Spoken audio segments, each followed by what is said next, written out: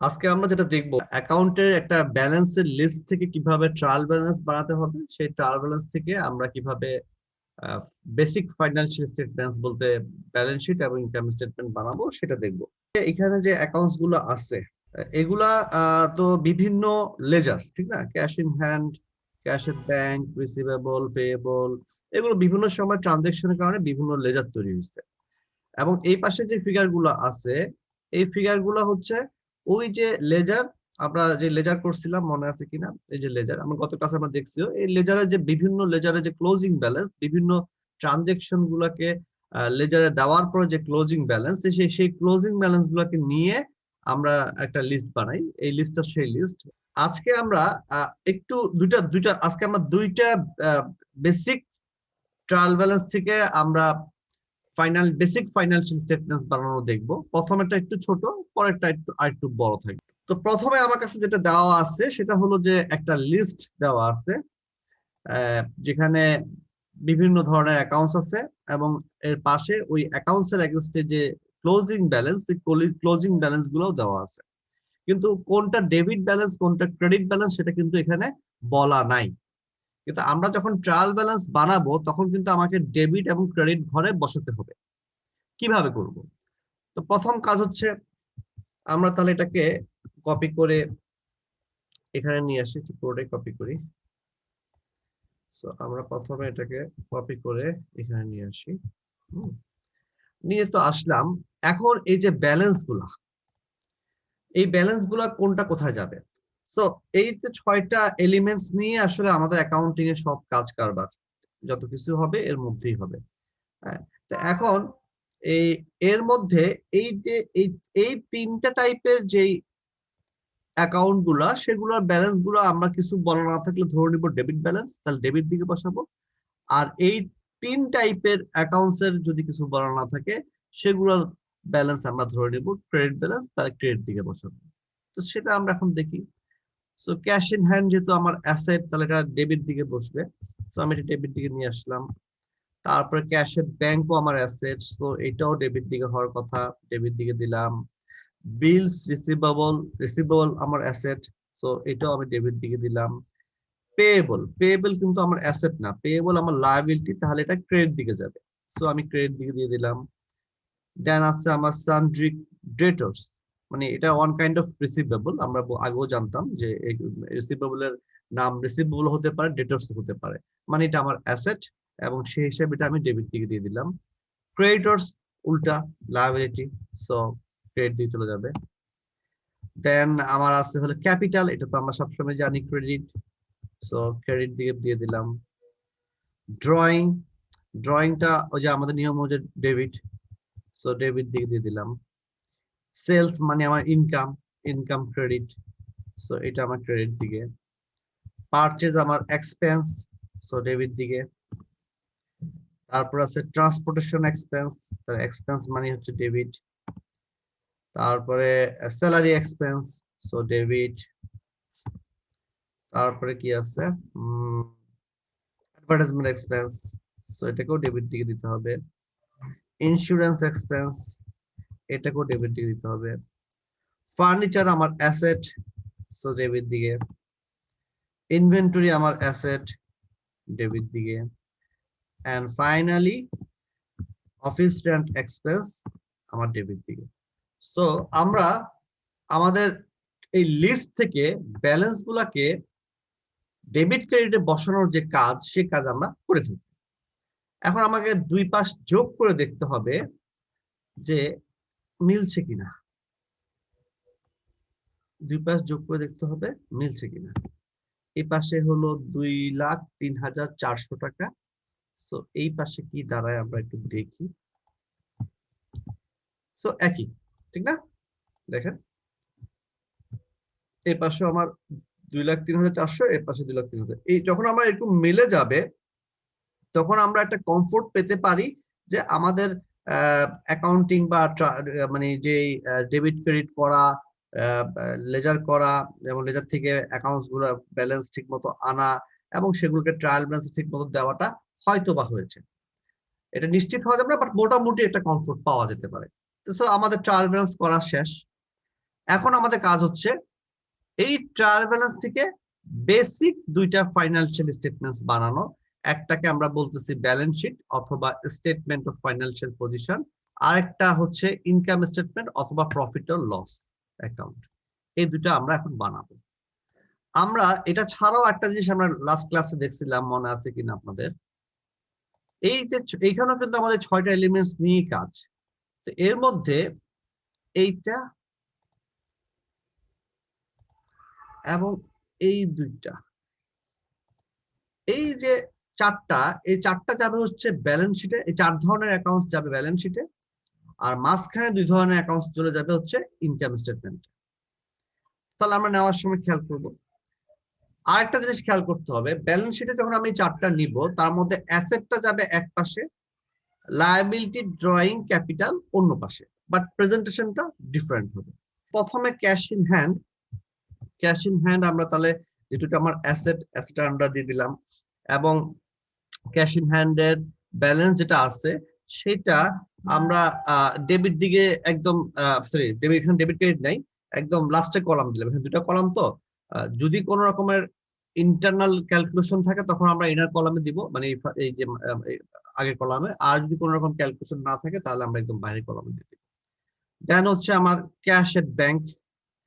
Cash at ব্যাংকও আমার যেহেতু অ্যাসেট, তো এটা আমি অ্যাসেটের ঘরে দিয়ে দিলাম, ব্যালেন্সটাও তাহলে চলে গেল। তারপর হচ্ছে বিলস রিসিভেবল।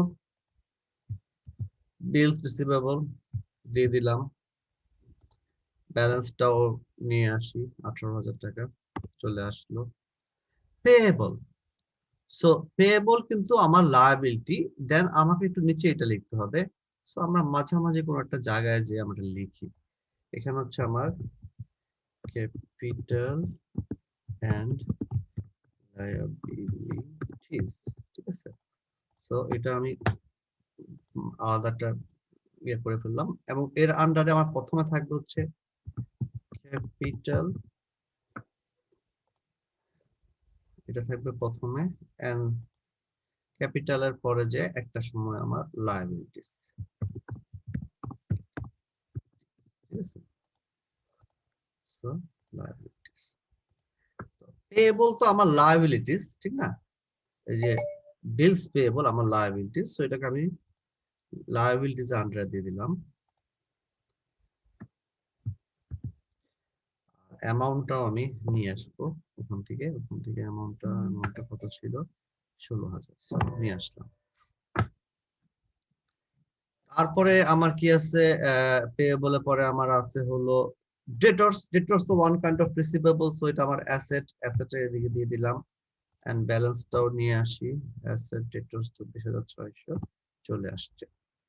তারপর ক্রেডিটর্স লায়াবিলিটি, সো ক্রেডিটর্স তাহলে আবার লায়াবিলিটি পাশে চলে যাবে, দিয়ে দিলাম, এন্ড ব্যালেন্সটা আমি নিয়ে আসি ওখান থেকে।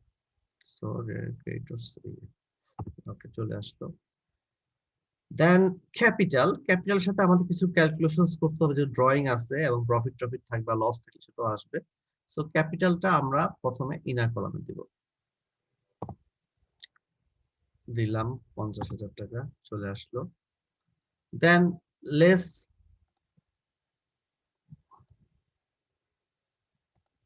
ড্রয়িংটা মাইনাস করতে হবে, সো লেস ড্রয়িংস, ঠিক আছে। কত ছিল আমার ড্রয়িংস, ড্রয়িংস 18,000। সো এটা মাইনাস করব, সো মাইনাস করে ফেলি, আমরা এখানে মাইনাস করে ফেলি, দেখি কি দাঁড়ায়। মাইনাস যদি করে দেই,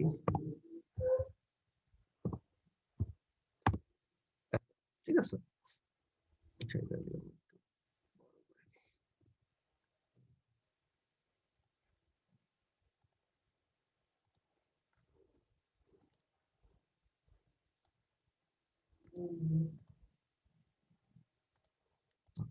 ড্রয়িং চলে গেল। দেন আমার এরপরে কি আছে, সেলস। সেলস কিন্তু আমার ইনকাম, আমরা জানি যে ইনকাম এবং এক্সপেন্স এগুলা ব্যালেন্স শিটে যাবে না, এগুলো যাবে হচ্ছে ইনকাম স্টেটমেন্টে। তো সেলসটা আমাকে নিয়ে যেতে হবে ইনকাম স্টেটমেন্টে। সো আমি প্রথমে সেলসটাকে তাহলে ইনকাম স্টেটমেন্টের উপরের দিকে দিয়ে দিলাম, এখানে সেলস, ঠিক আছে। তো সেলস আমার এখানে একটু ক্যালকুলেশন আছে, এই জন্য আমি ইনার কলামে লিখবো সেলস 1,05,000 টাকা চলে আসবে। দেন হলো পারচেজ, সেলস থেকে আমরা নরমালি পারচেজটা বাদ দিব, লেস পারচেজ। কত ছিল পারচেজ আমার? 75,000 টাকা। সো এখান থেকে বাদ দিয়ে যেটা আমার চলে আসবে, আরো অনেক জিনিস থাকতে পারে, মানে নরমাল ক্ষেত্রে আরো অনেক অ্যাকাউন্ট থাকবে, অনেক জিনিস থাকবে, বাট প্রেজেন্টেশনটা অলমোস্ট সিমিলার। আমরা তখন বাদ যোগ বা বিয়োগ করে আমরা নিয়ে যাব। সো এখানে যে ফিগারটা আসবে এটা মাইনাস সেলস থেকে পারচেজ বাদ দিয়ে, এটাকে আমরা বলি হচ্ছে গ্রস প্রফিট। গ্রস প্রফিট, যদি গ্রস মানে প্রফিট থাকে, আর যদি প্রফিট না থাকে, যদি সেলস কম হয়, পারচেজ বা খরচ বেশি হয়, তাহলে আমার গ্রস লস হয়ে যাবে। এখন আপাতত গ্রস প্রফিট আছে। সো পারচেজ নিয়ে আসলাম, এরপরে আমাকে অন্যান্য এক্সপেন্স গুলো এখানে মোটামুটি বাকি 1 2 3 4, এই 4টা এক্সপেন্স আছে, 1 2 3 4। সো 4টাকে আমি একসাথে নিয়ে আসি সময় বাঁচানোর জন্য, আমি এখানে নিয়ে আসলাম 4টা একসাথে, এবং ফিগার গুলো আমি 4টা একসাথে নিয়ে যেতে পারি, কপি করে আমি ইনার কলামে দিয়ে দিলাম। সো আমার এক্সপেন্স গুলোও চলে আসলো। দেন আছে আমার ফার্নিচার, ফার্নিচার কিন্তু আমার অ্যাসেট, সো এটা আমি অ্যাসেট দিকে দিয়ে দিব, অ্যাসেট, এবং ফিগারটাও অ্যাসেট দিকে চলে গেল অ্যাসেটের দিকে। এন্ড ইনভেন্টরি আমার অ্যাসেট, সেটাও তাহলে আমি অ্যাসেটের দিকে দিয়ে দিই, অ্যাসেট ইনভেন্টরি অ্যাসেটে এখানে চলে আসবে হচ্ছে এটা অফিস রেন্ট এক্সপেন্স, আমার এক্সপেন্স সেটা চলে যাবে ইনকাম স্টেটমেন্টে, ফিগারটাও আমি এখান থেকে নিয়ে আসতে পারবো। সো আমরা আমাদের যে ট্রায়াল ব্যালেন্সের যেই অ্যাকাউন্ট এবং তার যে ব্যালেন্স গুলো ডেবিট ক্রেডিটে ছিল, আমাদের সেই রুলস অনুযায়ী যে কোনটা কোথায় যাবে, সেই রুলস অনুযায়ী আমরা যেটা ব্যালেন্স শিটে যাওয়ার কথা সেটা ব্যালেন্স শিটে, এবং যেগুলো ইনকাম স্টেটমেন্টে যাওয়ার কথা সেগুলো ইনকাম স্টেটমেন্টে আমরা অলরেডি নিয়ে গেছি, ঠিক না? এবং ব্যালেন্স শিটের অ্যাসেট গুলো অ্যাসেট পাশে, লায়াবিলিটি ড্রয়িং আর ক্যাপিটাল আরেক পাশে, প্রেজেন্টেশনটা আপনারা দেখতে পাচ্ছেন এরকমই হবে। আর ইনকাম এক্সপেন্স গুলো নিয়ে আসছে এই পাশে, মানে ইনকাম স্টেটমেন্টে।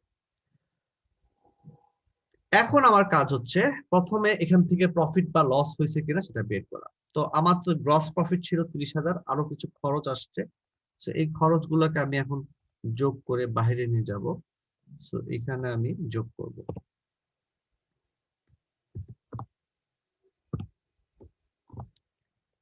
এটা এটা so, এই হলো আমার খরচ।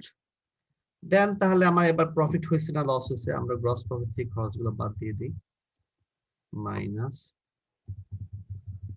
গ্রস প্রফিট খরচ বাদ দিয়ে দিলাম।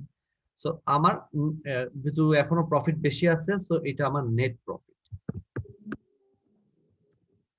এটা হচ্ছে আমার নেট প্রফিট 9,300 টাকা। প্রফিটের ভাগ আলটিমেটলি পাবে হচ্ছে মালিক, সো ক্যাপিটালের সাথে অ্যাড হয়ে যাবে, অ্যাড নেট প্রফিট, এবং ফিগারটা আমরা এখান থেকে নিয়ে আসবো, সরাসরি চলে আসলো। তাহলে এই মুহূর্তে নেট ক্যাপিটাল মানে সব মিলায় ওই ড্রয়িংস তো বাদ দিচ্ছি, যেটা নিয়ে গেছে সেটা বাদ দিচ্ছি, আর যেটা আসছে সেটা এখান থেকে যে আমার আউটার কলামে চলে যাচ্ছে হলো এইটা, প্লাস যে প্রফিট যেটা আসলো সেটা। সো এটা হচ্ছে এখন আমার কারেন্ট ক্যাপিটাল পজিশন। দেন আমি এবার টোটালটা যোগ করে ফেলি, আই মিন সব ক্যাপিটাল লায়াবিলিটিস একসাথে। সো আমি এটা যোগ করি, এইটা প্লাস এইটা প্লাস এইটা। সো এইটা হচ্ছে আমার এখন ব্যালেন্স শিটের এক পাশের যোগফল, এটাকে আমরা বলতেছি টোটাল ক্যাপিটাল এন্ড লায়াবিলিটিস, ঠিক আছে? চলে আসলো। আর এই পাশেও আমাকে যোগ করে দেখতে হবে সব মিলছে কিনা। সো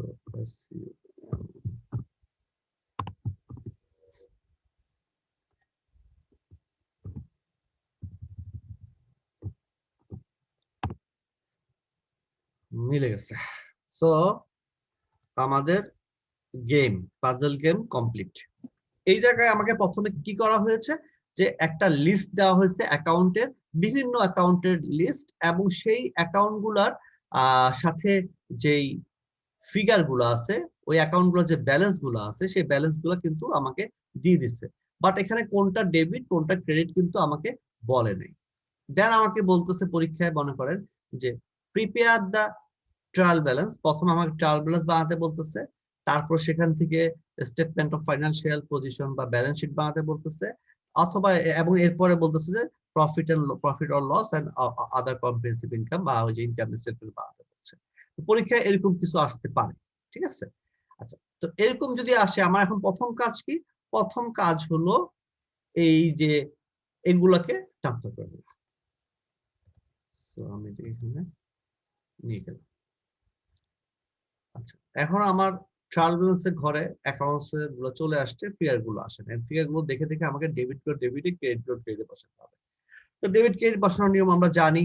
অ্যাসেটের যেহেতু ডেবিট হয়, অ্যাসেট বাড়লে সেটা ডেবিট কলামে বসবে। তারপরে ক্যাশ এট ব্যাংক ডেবিট কলামে বসবে।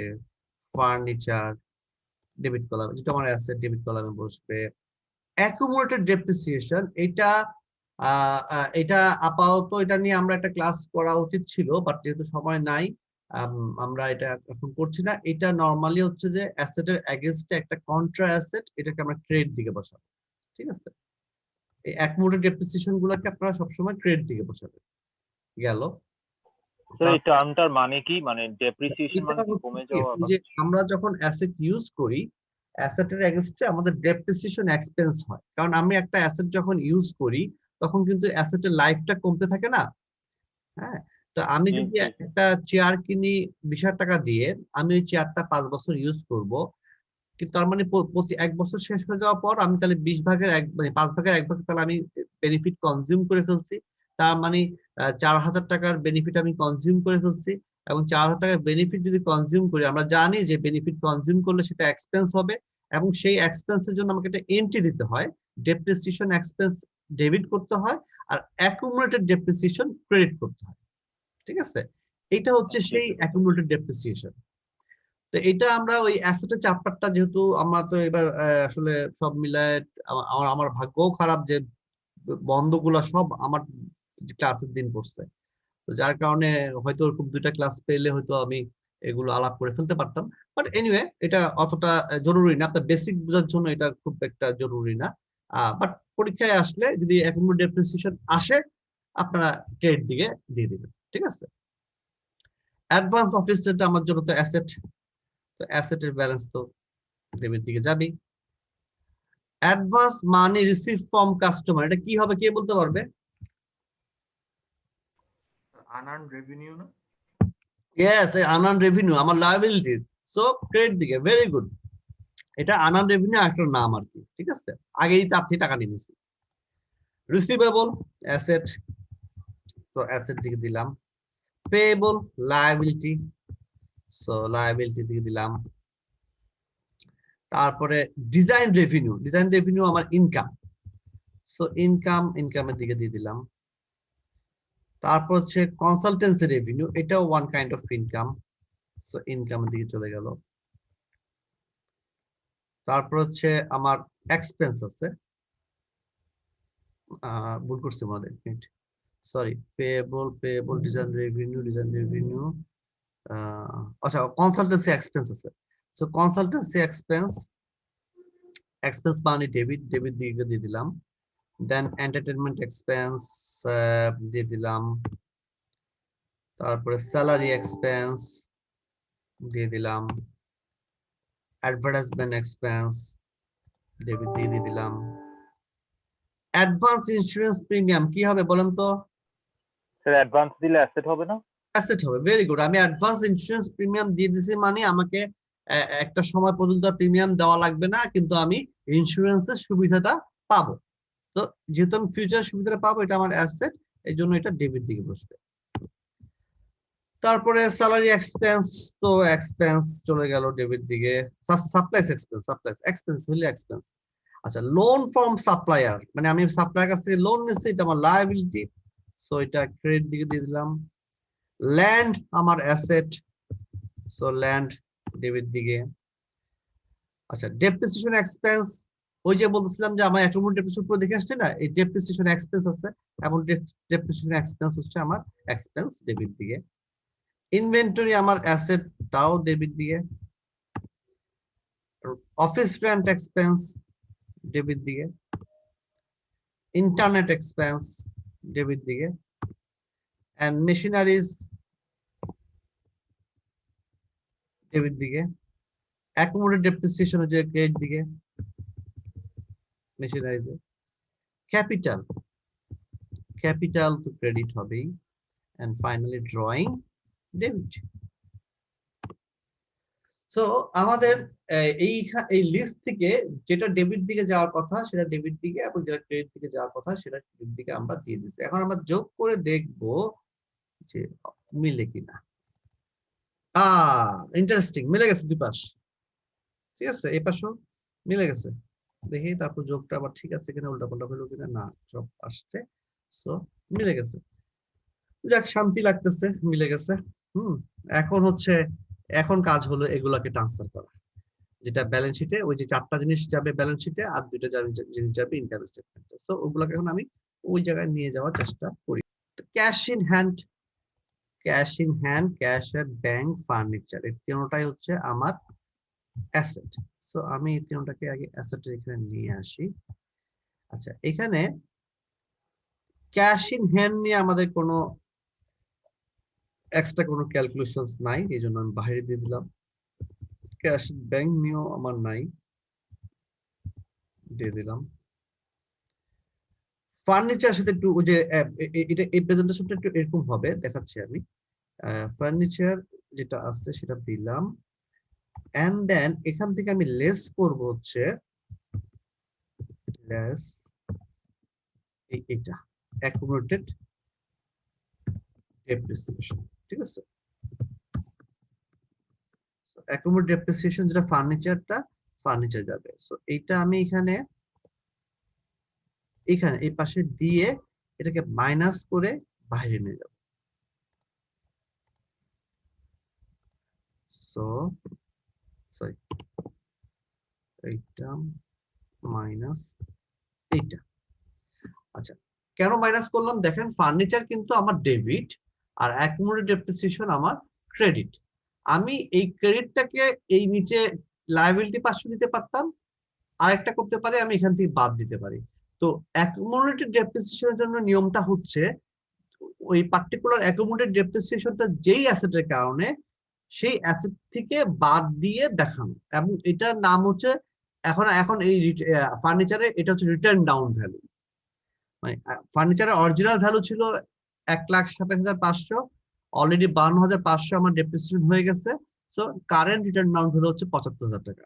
এটাকে দেখানোর জন্য ওই ফার্নিচার থেকে ওই রিলেটেড অ্যাকুমুলেটেড ডেপ্রিসিয়েশন বাদ দিয়ে আমরা দেখাই, প্রেজেন্টেশনটা করি, যাতে ওই অ্যাসেটটার এখনকার রিটার্ন ডাউন বা বুক ভ্যালু কত সেটা এখান থেকে আমি বুঝতে পারি। সো এই একটাই খালি একটু নিয়মের উল্টা, যে অ্যাকুমুলেটেড ডেপ্রিসিয়েশনটা আপনাকে ওই অ্যাসেট থেকে বাদ দিয়ে দেখাতে হবে। তা আমরা করে ফেললাম। দেন অ্যাডভান্স অফিস রেন্ট, এটা আমার অ্যাসেট।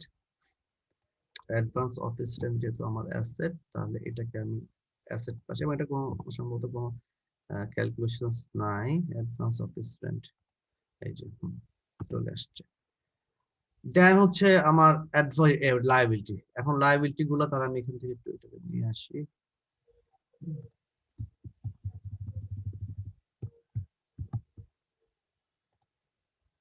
আমার মনে হয় একটু নিচের দিকে দেওয়া উচিত। সো লায়াবিলিটিজ এর আন্ডারে আমরা প্রথমে দিব হচ্ছে কি জানি আসলো আমার, অ্যাডভান্স, মানে ওই যে আনআর্নড রেভিনিউ টাইপের যেটা, সেটা। সো এটা আমি লায়াবিলিটিজ আন্ডারে দিয়ে দিলাম, এবং ফিগারটা আমি নিয়ে আসি ওখান থেকে। কোথায় গেল অ্যাডভান্স? এই যে অ্যাডভান্স চলে আসছে। দেন হচ্ছে অ্যাকাউন্ট রিসিভেবল আমার অ্যাসেট, সো এটাকে অ্যাসেট পাশে দিয়ে দিচ্ছি, এবং ফিগারটা আমি নিয়ে আসি। ফিগার অ্যাকাউন্ট রিসিভেবল চলে আসছে। দেন অ্যাকাউন্টস পেয়েবল, অ্যাকাউন্টস পেয়েবল আমার লায়াবিলিটি। সো অ্যাকাউন্টস পেয়েবল এখানে চলে যাবে, অ্যাকাউন্টস পেয়েবল দিয়ে দিলাম এবং ফিগারটা আমি নিয়ে আসি। অ্যাকাউন্টস পেয়েবল কোথায়, এই যে 65,000 টাকা চলে আসছে। Design revenue and consultancy revenue, এই দুইটা আমার ইনকাম। সো এই দুইটাকে আমি নিয়ে যাব ইনকাম স্টেটমেন্টে। সো ইনকাম স্টেটমেন্টে আমি নিয়ে গেলাম। ফিগার গুলো নিয়ে যেতে হবে, ফিগার গুলা, এই ফিগার দুটো নিয়ে যেতে হবে। কপি করলাম, কপি করে আমি এটাকে ভিতরে দেবো, কারণ এটা একটু যোগ বিয়োগের ব্যাপার আছে। পেস্ট করলাম, চলে আসছে। তাহলে আমার আর মনে হয় কোনো ইনকাম নাই, একবার দেখি ইনকাম থাকলে এদিকে থাকবে, আর ইনকাম নাই। সো ইনকাম গুলো আমি যোগ করে ফেলি, যোগ করে ফেলি।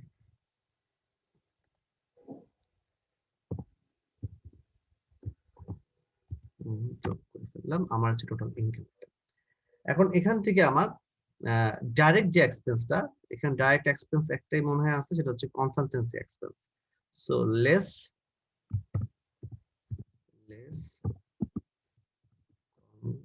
কনসালটেন্সি এক্সপেন্স মাইনাস কত হবে, তাহলে এখান থেকে বাদ দিতে হবে 1,20,000 দিলে, একটা যদি আমি এখন বাদ দিয়ে দিই তাহলে আমার বাইরে যেটা যাবে সেটা হচ্ছে আমার গ্রস প্রফিট। সো এখান থেকে মাইনাস এটা, সো আমার গ্রস প্রফিট হচ্ছে 2,30,000 টাকা। গ্রস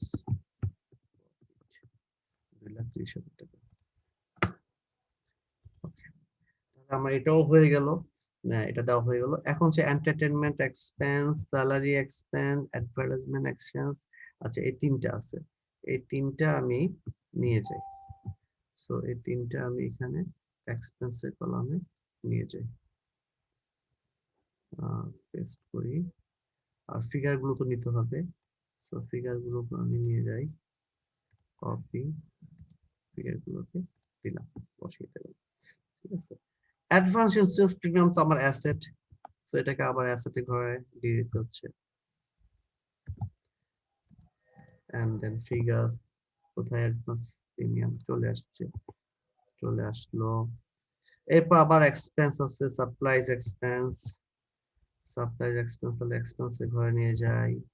ফিগারটা কোথা থেকে আনবো, এই পাশ থেকে আনবো, সাপ্লাই সাপ্লাই সাপ্লাই। তারপর হচ্ছে আমার লোন ফ্রম সাপ্লায়ার, এটা হচ্ছে আমার লায়াবিলিটি। সো এটা লায়াবিলিটি ঘরে চলে যাবে, লোন ফ্রম সাপ্লায়ার লায়াবিলিটি ঘরে দিয়ে দিলাম। ফিগারটা কত, লোন ফ্রম সাপ্লায়ার 1,40,000। তারপরে আছে কি, ল্যান্ড আমার অ্যাসেট, সো ল্যান্ড উপরে চলে যাবে, চলে গেল। ফিগারটাও নিয়ে আসতে হবে, নিয়ে আসলাম। ডেপ্রিসিয়েশন এক্সপেন্স, এটা কিন্তু এক্সপেন্স, ঠিক আছে। এক্সপেন্স আমি জানি যে আমার এখানে চলে যাবে, মানে ইনকাম স্টেটমেন্টে যাবে। সো এক্সপেন্স আমি ইনকাম স্টেটমেন্টে পাঠিয়ে দিলাম। তারপরে আছে ইনভেন্টরি আমার অ্যাসেট, এটা অ্যাসেটে চলে যাবে। মানে ওয়ান কাইন্ড অফ পাজল গেমের মতো, বুঝছেন না? এই পাজলে আমরা যেটা যেখানে দেই, এটা একটু মানে একটু নিয়ম কানুন মাথায় রেখে, আমাকে ওখানে ওই নিয়ম কানুন গুলো মাথায় রেখে পাজল গেমের মতো দেওয়া লাগতেছে। Office rent expense, internet expense, এই দুইটা আমার এক্সপেন্স, এই দুইটা আমি এখানে এক্সপেন্সের ঘরে নিয়ে যাই, নিয়ে গেলাম। ফিগার দুটো নিয়ে যেতে হবে, সো ফিগার দুটোও নিয়ে যাচ্ছি, এখানে ফিগার দুটো আমি নিয়ে গেলাম। ঠিক আছে, তো ফিগারও গেল। মেশিনারিজ আমার অ্যাসেট, মেশিনারিজ, মেশিনারিজ অ্যাসেট। তবে খেয়াল রাখতে হবে এটা ফিগারটা যে এখানে যেহেতু একটা অ্যাকুমুলেটেড ডেপ্রিসিয়েশন আছে, এবং আমরা জানি এটা বাদ দিয়ে দেখাতে হবে, এই জন্য আমি ফিগারটা ভিতরে কলামে দেখাবো। এই জিনিসগুলো একটু মাথায় রাখতে হবে আর কি। দিলাম ভিতরে, লেস হচ্ছে accumulated depreciation। কত ছিল এটার ক্ষেত্রে accumulated depreciation, মেশিনারির পরে 5,000, তো 5,000, তাহলে আমার বাইরে চলে যাবে হচ্ছে return down value. Return down value হচ্ছে 50 মাইনাস 5, চলে গেল।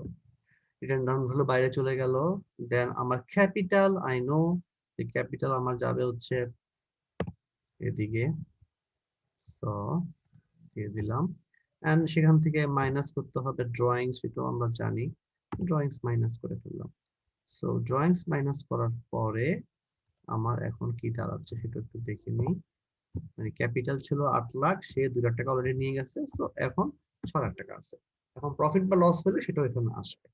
তো এখন দেখেন ইন্টারেস্টিংলি আমাদের মোটামুটি এই যেখানে 26টা অ্যাকাউন্টের বিভিন্ন ব্যালেন্স আছে, ওই নিয়ম অনুযায়ী যেটা যেখানে যাওয়া সেটা সেখানে আমরা পাঠিয়ে দিয়েছি। আমার মোটামুটি মেজর কাজ শেষ। এখন আমাকে যেটা করতে হবে, প্রফিট না লস হচ্ছে সেটা বের করতে হবে। তো এখানে আমার গ্রস প্রফিট বের করা আছে, ওখান থেকে এক্সপেন্স গুলো বাদ দিলেই আমার নেট প্রফিট বের হয়ে যাবে। প্রফিট হতে পারে, না হতে পারে, লসও হতে পারে, ঠিক আছে। প্রফিট বা লস যাই হোক না কেন বের হয়ে যাবে। দেখি আমাদের কি দাঁড়ায়। স্যার একটা কোশ্চেন ছিল। হ্যাঁ প্লিজ। স্যার ওই যে উপরে লেস দিয়ে কনসালটেন্সি এক্সপেন্সটা স্যার আগে কেন মানে মাইনাস করলাম মানে? Very good question, very good question. এখানে দেখেন আমাদের কনসালটেন্সি রেভিনিউ আছে না? জি স্যার। এবং এই এক্সপেন্সটা হচ্ছে কনসালটেন্সি এক্সপেন্স, তার মানে এই রেভিনিউর সাথে এই এক্সপেন্সটা একদম ডাইরেক্টলি রিলেট করতে পারতেছে। তো যেই সব এক্সপেন্স গুলা এরকম রেভিনিউর সাথে একদম ডাইরেক্টলি রিলেট করা যাবে সেগুলো এখান থেকে বাদ দিতে হবে। যেরকম আমরা আগেরটা ক্ষেত্রে দেখেন, এই যে আমরা যদি আগেরটাতে যাই, এখানে আমরা সেলস এন্ড পারচেজ কিন্তু একদম ডাইরেক্টলি রিলেটেড। পারচেজ করে বিক্রি করে সেলস করি, ঠিক না? So directly related. সো এই জন্য আমি এখান থেকে পারচেজটা বাদ দিয়ে কিন্তু গ্রস প্রফিট বের করছি। এটা আপনাদের মানে খুব এটা আমি জাস্ট আপনাদের যাতে কখনো যখন আপনারা এরকম দেখবেন সামনে, মানে এরকম এভাবে তো প্রেজেন্টটা হবে যাতে আপনি মোটামুটি বুঝতে পারেন, সেজন্য করা। আমি যদি এখানে না দিয়ে যদি আমি এক্সপেন্সটা এখানেও দিতাম, আমার নেট প্রফিটে কিন্তু কোনো ডিফারেন্স আসতো না। জাস্ট প্রেজেন্টেশনটা সুন্দর করার জন্য ব্যাপারটা এরকম, ঠিক আছে। আচ্ছা, এখানে একটা ইন্টারেস্টিং ঘটনা ঘটে গেছে আমাদের। সেটা হলো যে আমাদের গ্রস প্রফিট, ওই যে মানে আমাদের টোটাল দেখেন, আমাদের টোটাল ইনকাম ছিল 3,50,000, এখানে খরচ 2,87,000, আরো 1,20,000 তো উপরে আমরা দিচ্ছি। তো তার মানে আমার কিন্তু খরচ এখন ইনকামের চাইতে বেশি। আমি যদি এখানে যোগ করি, মনে করেন যে এইটা এই খরচ প্লাস হলো যে এই খরচ, তাহলে আমার কিন্তু 4 লাখ টাকার বেশি খরচ। আমার যেখানে ইনকাম হচ্ছে 3,50,000, তার মানে এবার আমার লস হয়েছে। সেটাকে আমরা দুই ভাগে ভাগ করে দেখাচ্ছি। গ্রস প্রফিট ছিল, আর গ্রস প্রফিট থাকলেও আলটিমেটলি নেট প্রফিট আমার নাই, কারণ আমার খরচ বেশি। তো সো এটা মাইনাস এইটা, তাহলে আমার 57,400 টাকা লস হতো। তাহলে এটাকে আমরা নেট প্রফিট না বলে নেট লস বলবো। এবং নেট লসটা আমরা এখান থেকে, এটাকে তখন আর নেট প্রফিট বলা যাবে না, এটাকে এখন নেট লস বলতে হবে। লস, হ্যাঁ, এটাকে অ্যাড বলা যাবে না, এটাকে লেস বলতে হবে। সো এখানে আমি এটাকে নিয়ে আসবো, তারপর 57,400 না 400 নিয়ে আসলাম। তাহলে লসটা তো মালিক থেকে বাদ দিতে হবে, বাদ দিই। বাদ দিলে বাহিরে কত যাবে দেখি।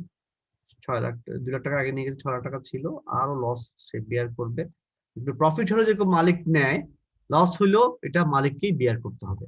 তো ওইটা বাদ দেওয়ার পরে এখন তার ক্যাপিটাল পজিশন হচ্ছে 5,42,600। এই গেল তার ক্যাপিটাল পজিশন। এখন টোটাল লায়াবিলিটি এন্ড ক্যাপিটাল কি দাঁড়ায় একটু দেখি।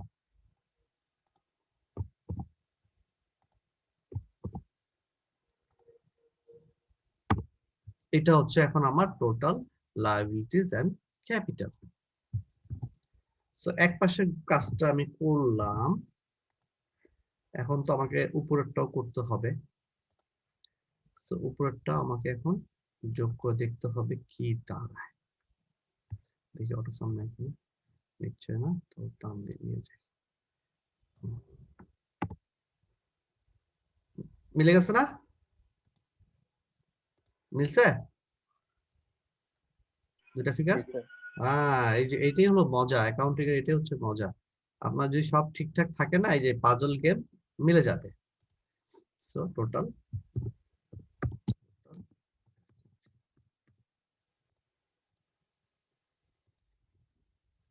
এই এই যে মানে খুবই সিম্পল এবং খুবই ইন্টারেস্টিং এবং খুবই লজিক্যাল। হ্যাঁ স্যার হ্যাঁ বলেন, এবার কোশ্চেন থাকলে বলেন। স্যার কোয়েশ্চেন যখন আসবে তখন কি মানে ট্রায়াল ব্যালেন্স বানায় তারপরে এই যে স্টেটমেন্ট হ্যাঁ অফ প্রফিট লস এটা মানে এটা আমি কি আপনাকে সিকোয়েন্সে কোয়েশ্চেন আসবে একই নাকি আলাদা আলাদা আসবে? আমি আপনাকে এটা দিয়ে দিব, এই যে এইটা দিয়ে দিব, ঠিক আছে, এটা দিব। লিস্ট অফ অ্যাকাউন্টস আছে। হ্যাঁ, লিস্ট অফ অ্যাকাউন্টসটা ব্যালেন্স সহ দিয়ে দিব। হ্যাঁ, এবং আচ্ছা আচ্ছা। আপনাকে আমি রিকোয়ারমেন্টটা দিব। রিকোয়ারমেন্টে কি আছে, ট্রায়াল ব্যালেন্স বানাতে হবে, ব্যালেন্স শিট বানাতে হবে, ইনকাম স্টেটমেন্ট বানাতে হবে। তাহলে আপনি প্রথমে এখান থেকে ট্রায়াল ব্যালেন্সটা বানায় ফেলবেন। দেন আপনি এই ট্রায়াল ব্যালেন্স থেকে একই সাথে দুইটা আমরা দেখেন, আমরা কিন্তু দেখেন একসাথে বানাইছি না দুইটা, মানে যেটা যেখানে যাওয়া আসলে সেখানে দিয়ে দিচ্ছি। তাহলে জি স্যার। অটোমেটিক্যালি কিন্তু একসাথে আমার দুটো হয়ে গেলে আমার সময় কম লাগবে এবং ভুল হওয়ার চান্স কম থাকবে। ঠিক আছে, তা আমরা একসাথে দিয়ে দিলাম। দিয়ে দেওয়ার পরে তারপরে আমার যখন সব ট্রান্সফার হয়ে গেল, ট্রান্সফার হয়ে যাওয়ার পর আমার কাজ কি হয়েছে, এখান থেকে আগে প্রফিট না লস সেটা বের করা, এন্ড সেটাকে ট্রান্সফার করে এখানে নিয়ে আসা। দেন এইটা যোগ করে দেখা আর উপরটা যোগ করে দেখা, এবং দুইটা যদি মিলে যায় তাহলে বুঝতে হবে যে আমার মোটামুটি অঙ্ক হয়ে গেছে।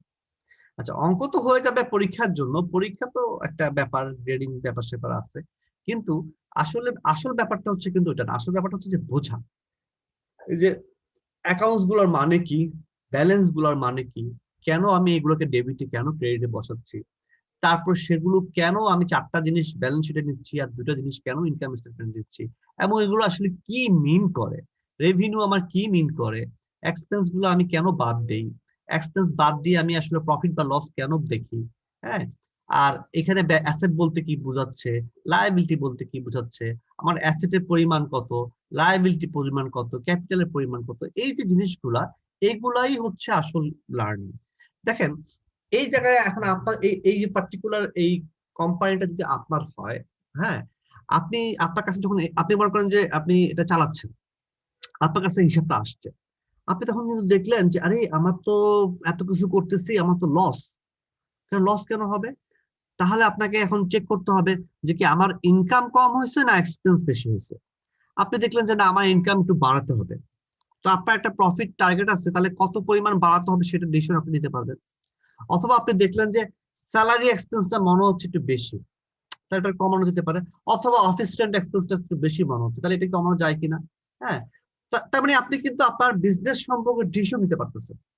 আপনি আপনার অ্যাসেটের কি অবস্থা, লায়াবিলিটির কি অবস্থা, এই যে আপনি একজন কাছ থেকে লোন নিয়ে রাখছেন, লোনটা তো পেমেন্ট করতে হবে, লোন পেমেন্ট করার জন্য আপনার কাছে এনাফ টাকা আছে কিনা, দেখলেন যে এনাফ টাকা নাই, হ্যাঁ, তাহলে তো আপনাকে ওই ক্যাশ রিয়েলাইজ করতে হবে, সেগুলো পরে আবার এই যে আপনার একজন লোক আপনাকে আগেই টাকা দিয়ে রাখছে 50,000 টাকা, তাহলে তাকে সার্ভিসটা দিতে হবে। তো এই যে ওভারঅল বিজনেস আইডিয়া বা বিজনেস ডিসিশন মেকিং, এগুলা নিতে হবে আপনাকে এই অ্যাকাউন্টস এর বেসিসে।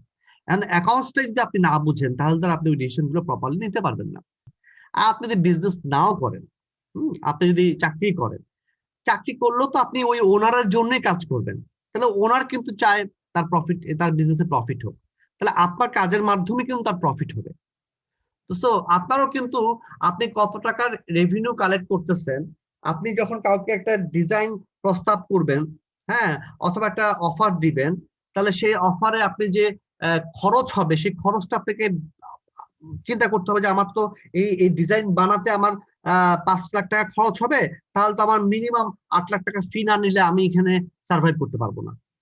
তা আপনি যদি কত খরচ হবে এবং খরচ কাকে বলে সেটা যদি ভালো করে না বুঝতে পারি, তাহলে তো আমি কত লাখ টাকা ফি চাবো সেটাই আমি বুঝবো না। দেখা গেল যে আমার খরচ হবে 5 লাখ টাকা, আমি ফি চাইবো 4 লাখ টাকা, উল্টা লস।